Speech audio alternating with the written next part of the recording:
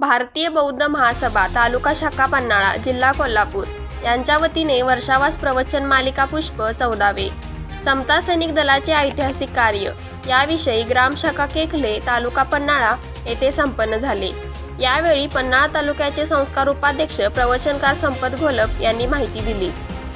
यावेळी पन्हाळा तालुका अध्यक्ष उत्तम कांबळे, सुनील बापू वाडेकर, सिद्धार्थ कांबळे, सिद्धार्थ वाडेकर, मुकेश कांबळे, अमोल हिरवे, सरचिटणीस सत्यम माळवी, कोषाध्यक्ष अविनाश माने, संपत गायकवाड, ग्रामपंचायत सदस्य सुनील वाडेकर, भगवान कांबळे, रणजित कांबळे, प्रथमेश कांबळे, सुरेश कांबळे, सुमित वाडेकर, गणपतराव गायकवाड उपस्थित होते।